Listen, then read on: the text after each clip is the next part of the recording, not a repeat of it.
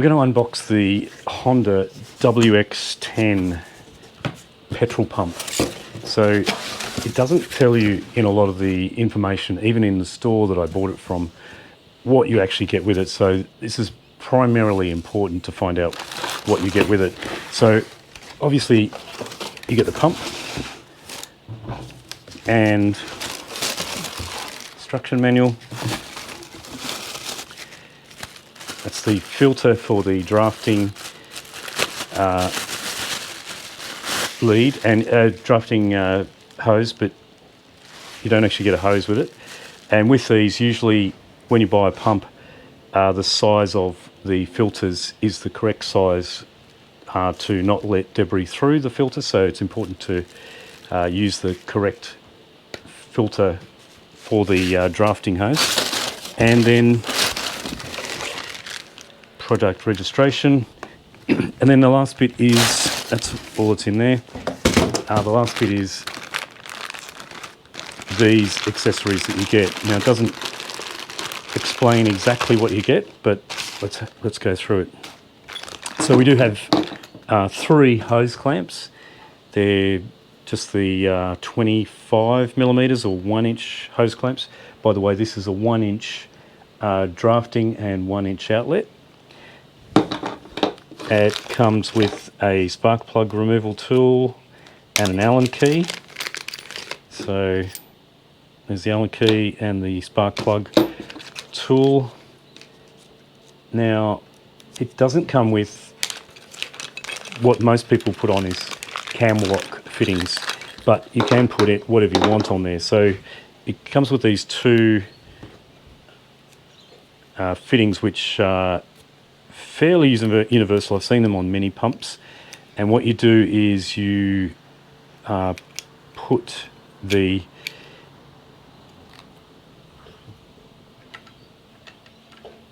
hose through. Basically, the hose goes through this.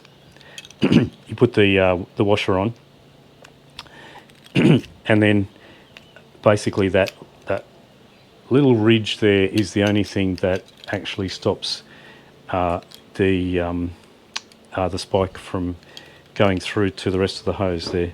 So that is for pretty much your hoses, one for each one.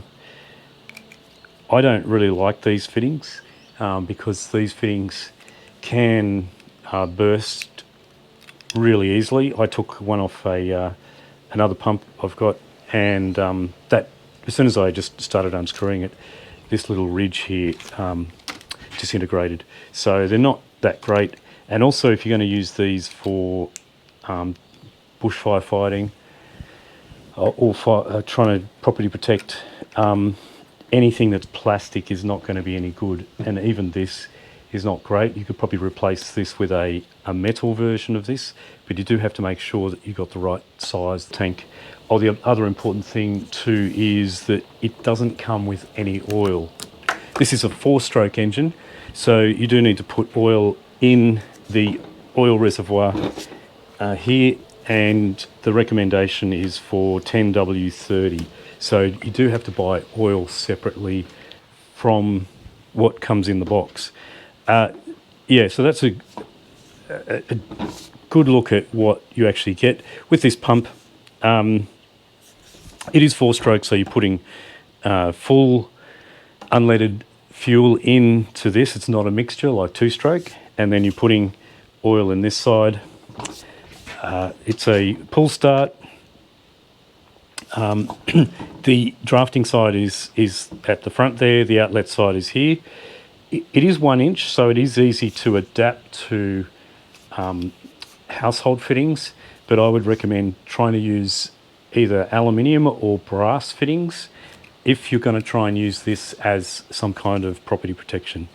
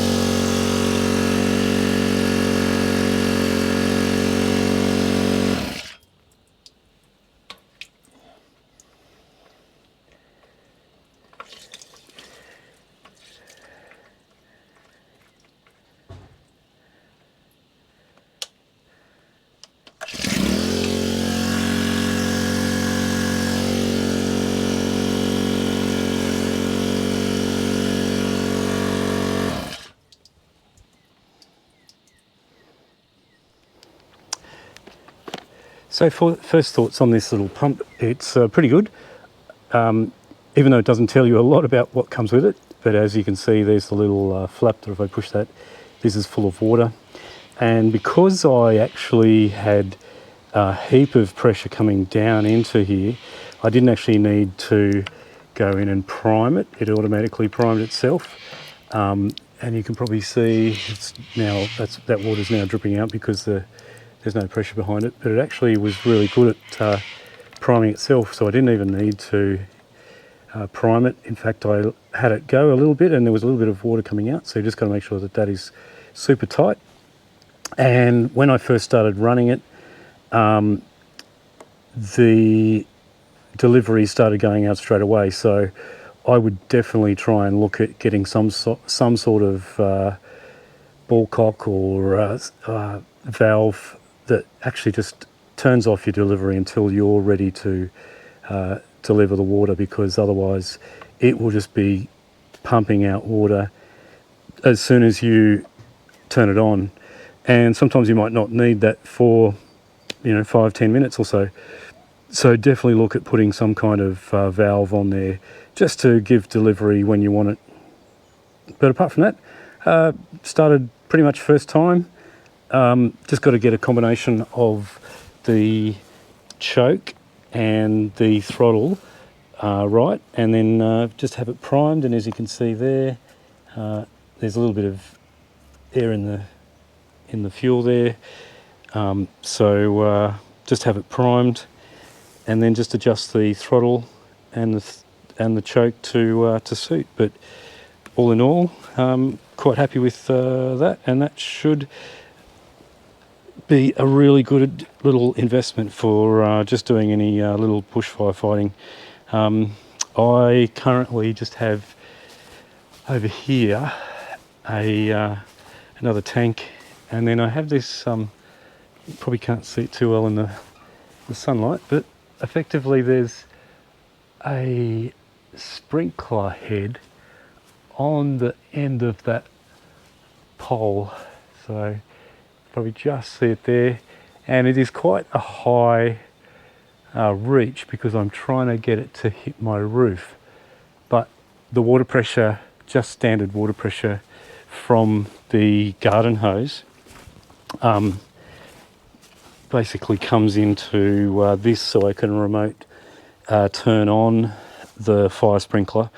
At the back here, the water pressure isn't so good, but if I was to connect up the pump to this and using a static water service or any kind of water supply, I should be able to pump into that sprinkler head really well.